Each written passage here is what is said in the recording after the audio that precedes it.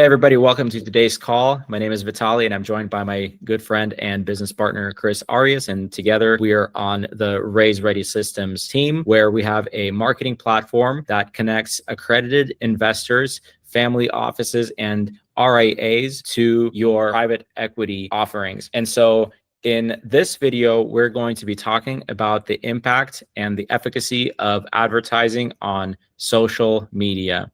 And so let's jump right into it. Chris, did I kind of cover your background there a little bit? If you want to summarize that. Yeah, I think so. Well, since the Jobs Act passed, pretty much very shortly after that, I've been running ads to syndications mainly, so for private equity, and all the systems surrounding that. So I think we covered that. I think it's important to know that if we've been advertising in this context, right? So it's not advertising in general, but specifically for this for a long time.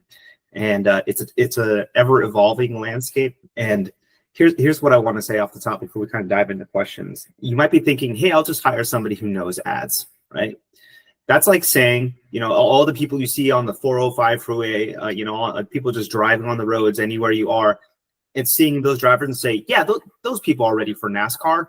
They drive a car, so they're ready to just rip around the track and they'll probably get first place. It's not like that. There's different skill levels to this, right? So to be experienced and be able to perform at a high level, you really have to train and be in the space for a long time to accumulate that experience. Yeah, that's great. Thank you for that background. And so let's start with one of our most common questions, and that is, what are some of the targeting techniques you find most effective for paid ads when trying to attract accredited investors? That's a good one. So I'm going to talk about structure first. And so you need to get your basics down. Okay, so let's talk about a couple of structures that you would need in place to really get this going. One, you're going to have your interest targeting. Okay, so these are audiences that are native to the Facebook platform.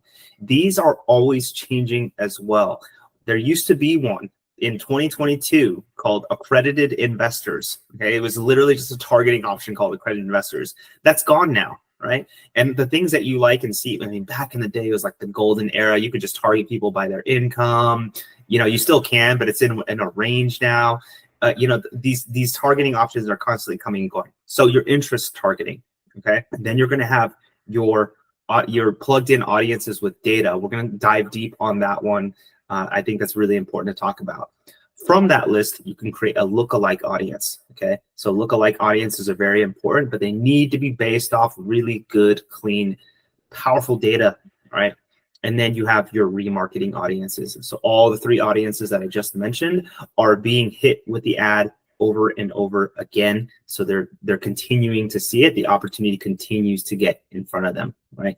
So those four, I would say, are the structure that you want. I want to dive into the data part real quick. This component is critical and it's so powerful. You hear it all the time in the modern era. We're in the information age, right? And that data is the new gold, right? The new oil. And it's so true. But it matters what kind of data that you bring in. Now, there are other programs, things out there that you can get a hold of that will give you powerful data, right? And I'm not just talking about buying a list, even though that's one way, and how legitimate that list is, who knows? But there's new people, new groups out there that really just focus on data collection and finding the right kind of people to plug in. You can get a hold of these things, plug them in as that data audience that I mentioned, and then go to town to start getting in front of the right people. So really, really exciting stuff. So yeah, one of the things that happen often is people come to us with a list of 15,000 people, and they're like, I've been hanging on to this list for a very long time, and I'm ready to start emailing this list, right? So that's kind of where they go first, right? Is cold email. And one of the things that we like to employ is leveraging that list, and instead of cold emailing them, and these are people who probably never heard of you before, and so you're going to get a high rate of emails that are going to get reported as spam, and you definitely don't want that, because that's going to ruin your reputation as an email sender. And if you didn't set it up correctly from the very, very start, that can have really bad impact on your domain brand in general. And so you want to make sure that not only do you have it all set up correctly to begin with, but you're intelligently leveraging the data that you have. And so one of the ways that we leverage this data is we say, okay, instead of doing an email campaign, we could, if you do it right, but also you would take that same list and supplement that campaign, the email campaign, by launching social media ads. And so now those very same people are going to be getting receiving a multi-channel approach, one on social media and the other one is on email. And having that kind of two-prong approach gives you a more kind of a larger presence, larger brand presence. So it's the perceived equity of your brand is going to be elevated. So that's really impactful, and that leveraging that list is a good kind of less risk-free, I should say, way of getting in front of those people and having those people step forward and say, hey, I'm interested, instead of having you reach out to them and say, hey, might you be interested, right? It's a different kind of frame there. So that's really, really cool. Yeah, and I'd like to add a little color to that as well. So I want to leave you with a little bit of advice, and we're going to take the example that Vitaly just mentioned. Let's say you have a list of 15,000 people. Maybe you bought it, maybe you actually accumulated it over time. However, do not just grab that list and plug it into your CRM and start blasting those people. That is going to get your account flagged. It's going to get you in a lot of trouble. There's a right way to go about this and a wrong way to go about this. And we find, just on the email front, it takes a specialist to be able to actually get through that for the reasons that Vitaly described, right? You don't want your email to be flagged as a malicious sender. And what Microsoft and Google, which are the biggest email clients out there, what they're looking for is spam reports and bounces as well. Mm-hmm. So if you have an old list, let's say 30% or something, even more, 10%, call it 10%. 10% of those bounce, that's still going to raise a red flag for those email clients, right? So you got to go through a process of scrubbing and the way you're reaching out to them to vet them and then get them into your CRM, right? There's a whole process there. And we brought people into our team to be able to make sure that we're able to handle that part properly for the people that join us here. Great. So we talked a little bit about targeting, and so let's talk a little bit about the ads themselves. And so what have been some of the key elements in ad content and design that resonate specifically with accredited investors? I love this question. So here's what we're finding, and I'm going to share my screen here a little bit just to illustrate so you can kind of see what's going on and what goes into our creative. Now, what I'm sharing with you is just the static portion, okay? There are motion graphics that go into this, and then there's videos that are created, okay? And we handle all that, all the copy that goes onto it, everything. So first is just kind of an eye-catching structure, right? Using cool color combinations, showing off cool pieces, things that might get someone to stop, right? We do things like highlight some of the track record stuff, right? Just some, I would call these like bullet points, right? Core quality, legacy, and expertise, compliance-centric approach. Just simple things. Now we start to get into what we call just big numbers, okay? Now, funny enough, just using big numbers seems to get people to stop and find out what the number is pertaining to, right? Well, what does this mean? 20 plus years of experience in real estate, right? Something simple like that. But imagine this could be an IRR number. It can be an equity multiple, things like that can go ahead and fit into places like this. You also notice sometimes we'll put like some kind of button on it. This used to not be allowed. This used to be a big no-no on Facebook, but now they allow for it. And so we put it there so the piece seems much more actionable, right? And we'll do things like putting in locations, right? So people understand, get a little bit of context, right? We see that this one's in La Jolla. And then again, we'll put in things like profit split, the term, fees, things like that. Again, the split, location, put in a little bit of personality here. Again, in cool images, we'll do like before and afters.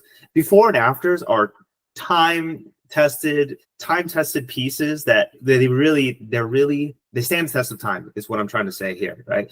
And we know that, so we incorporate that into our creative as well, right? Hey, before it was this, now it's this, right? Things like that. Lots of location stuff, and then we start to get into our AI generated pieces. Now, people are probably sick about hearing about AI nowadays, right? There's so much AI that goes into these kinds of things, but they matter. They work really well, and I'll show you the best performing ad that we've had so far in this set.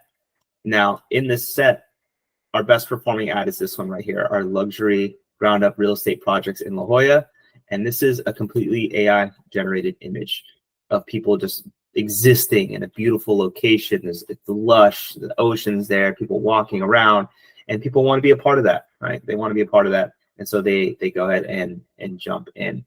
But that's just a quick preview of some of the pieces that we share. Something that has worked really well for us as well is just stacking the stats, right? Stacking the numbers on that creative. So like I mentioned before, the IRR, equity multiple, the split, the hold period, cash on cash returns, things like that, and having those all together and just showcasing what those numbers are seems to be pretty effective. Now, one more thing I want to mention is, again, I just covered the static. It's important to get video. We create motion graphics out of some of the things I just showed you, but we also create videos alongside that. I'm going to touch on the motion graphics first. These are easy to create with a time limit of about 15 seconds or less. Why is this 15 seconds or less really important? Is because it allows us to get in all the placements available on Meta, specifically Facebook and Instagram. It allows us to get into all the placements that they offer, right? So if, let's say, you just didn't have a 15-second video, that means you're missing opportunities to show up in certain places online through Facebook and Instagram, and unnecessarily, right? Like, you can totally land on those places through us. We make sure that you get the best coverage by creating videos like that. And then, of course, we create videos that are longer to really cover the gamut. And we're starting to leverage AI on that front as well. Some really exciting stuff to share on that front. And the campaign that Chris has shared just now, this is something that we launched for a firm, a luxury single-family residence development firm, specifically focusing in the La Jolla, San Diego submarket. And we launched this campaign 3 weeks ago, and they already had over 10 scheduled conversations with people who have been highly interested in investing. And the folks that this sponsor is looking for, they're not necessarily looking for like 50,000 minimums. They're looking for like millions. They're looking for a partner that they can partner with on a specific build, and they'd be the primary partner. And so you know, a lot of times there is a misconception that you know, on social media, that there's only people who are investing 25,000, 50,000. That's not true. Everybody is on social media, particularly Meta, which is a tool that we use, and their sole business model is reliant on being able to deliver the advertisers' placements, aka our content, into people who are looking for it. And I want to kind of, you know, share a little story about how they do that. And the way they do that is it's almost secretive in a way. I mean, obviously they're using technology and data analytics and how they're sourcing that data. It's pretty interesting. Like, for example, my family and I were traveling a few weeks ago, and we were at Trader Joe's, and we bought a protein bar to have, you know, on our flight home. And that same protein bar that we purchased, it was my wife saw it on an ad on Facebook the following day. Not only was it the same brand, but it was the same exact flavor that we purchased. So gives you an idea, right away. How did Facebook know that we purchased it, right? Well, there was a credit card swipe associated with that purchase, and so that data is immediately sold to an advertiser, aka that, the brand of the protein bar, and so they immediately knew who purchased it, what they purchased, and so does Facebook disclose exactly how these things work? No, they don't. But that's their competitive advantage, right? And so they just know, like, they don't talk about the how, they just talk about the what. And I think that's really interesting. Yeah, there's secrets going on back there, but all you need to know is they're spending buku bucks to get your offering in front of the right people, and this is why it's so powerful to leverage. Yeah, exactly. Okay, great. So we talked about the targeting, we talked about the ad creative itself. What are some things to look out for when running ads? And so maybe we can talk a little bit about some of the stats that we track, and maybe you can touch on the launch portion of getting an ad campaign live, but also then the management part of it. Yeah, some of the stats we track on a granular level within the campaign is something called we were just touching on this yesterday, was a frequency. So you want to make sure that you're getting proper coverage with the ads without hitting the same people where it's not necessary. The remarketing campaign is where you want to reserve this, where you want to see the frequency score tick up, right? That makes sense. It's supposed to do that. It's supposed to show the ad to people who have expressed interest multiple times. But as far as the other ads go, you have to structure it in a specific way so that you're not seeing the frequency tick up on those particular campaigns. Those campaigns are for coverage. You're wanting to reach as many people within the interest or the list or the lookalike audience as possible, right? And then let the remarketing go ahead and get in front of them over and over again. Something that's obvious to keep track of as well is a cost per result or a cost per lead, right? So we want to see that in our space, we see that it ranges around $50-ish to get somebody to submit their information, right? So they're raising their hand saying, hey, I'm interested enough in this opportunity to give you my information, right? So it goes a little less than that and sometimes a little bit over that, but that's the range that you can expect, right?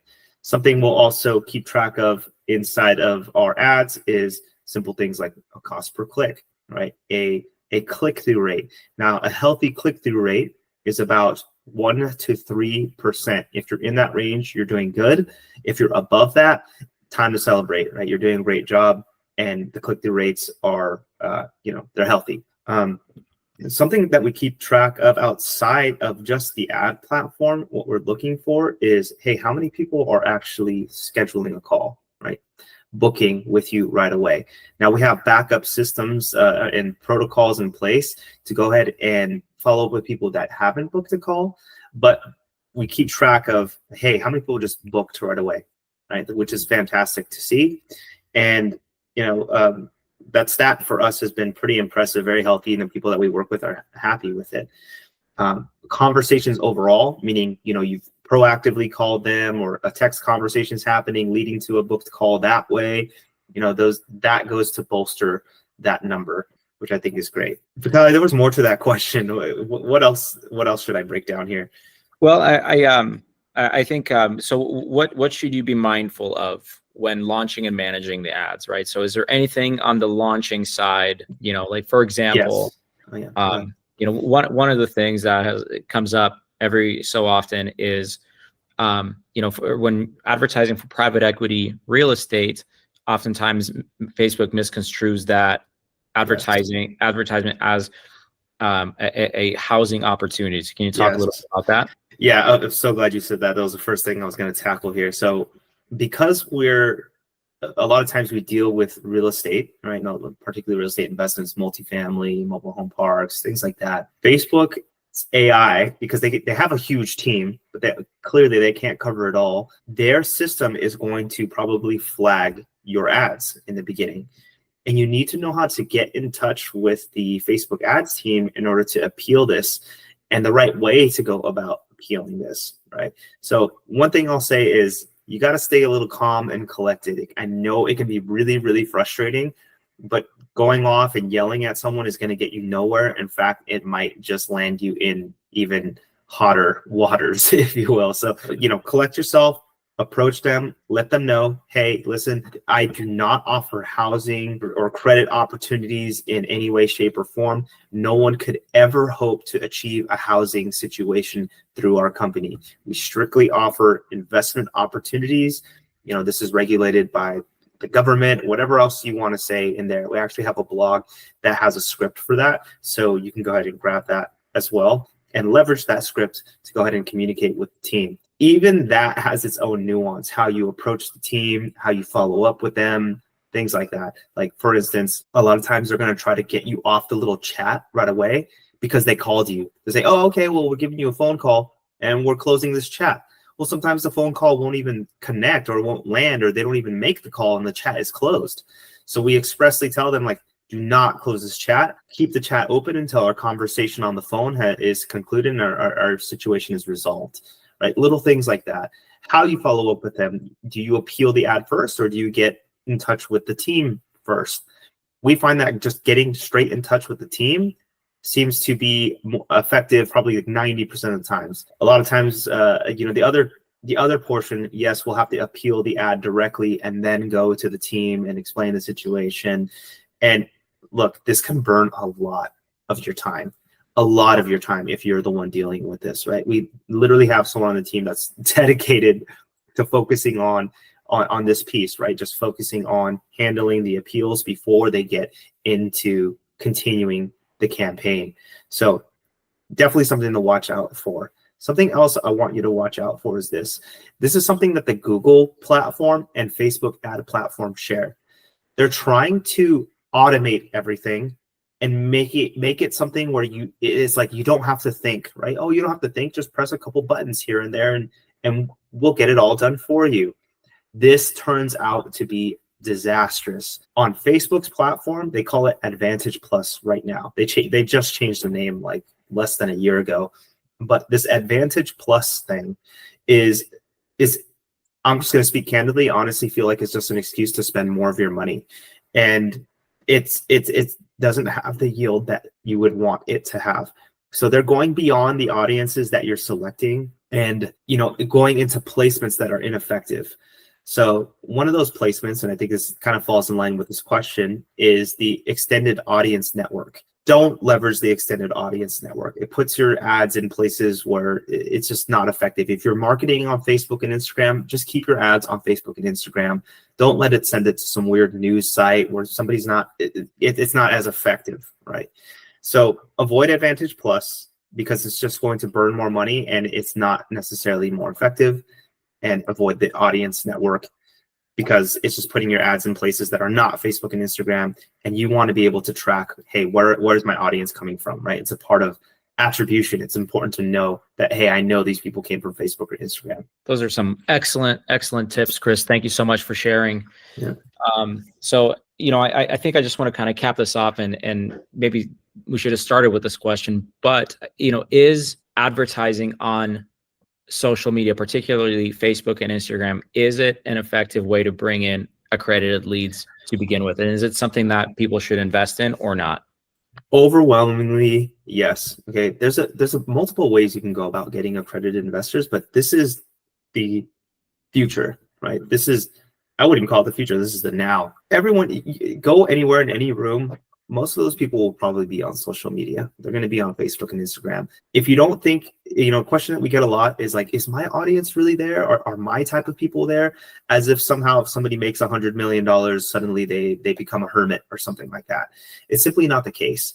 People of all walks of life are engaged on these platforms and you will find your people there. I just want to speak from experience and say that we constantly see day in and day out because of what we're involved in here, day in and day out, we see accredited investors coming through this platform and wonderful conversations are happening and people are building relationships that will serve their firm for years and years to come.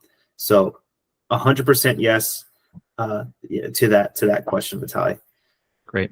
Is there a question that I have not asked that you feel like should have been asked? Let's see. I can't think of one right now. I think you did a pretty good job of covering a lot of these. And okay. if we don't have it, we'll have it for another video, another time, and we can address it then.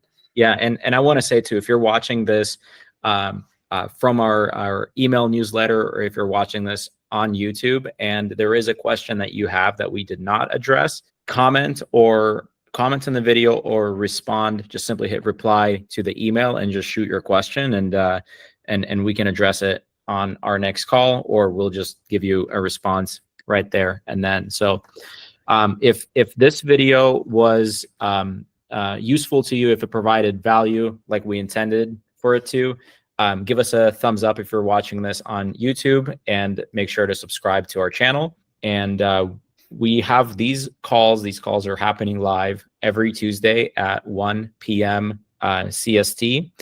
And so if you'd like to join us on this call, go to our website at raisereadysystemscom/live and sign up to get access to this call. All right. Is there anything else you wanna mention there, Chris? Nope. Just want to say thank you guys. Make sure like, subscribe, but mostly comment. We just want to hear from you. What are your thoughts? What's your experience? All that good stuff. So stop by, say hi anytime. Good having you. Thanks for joining us.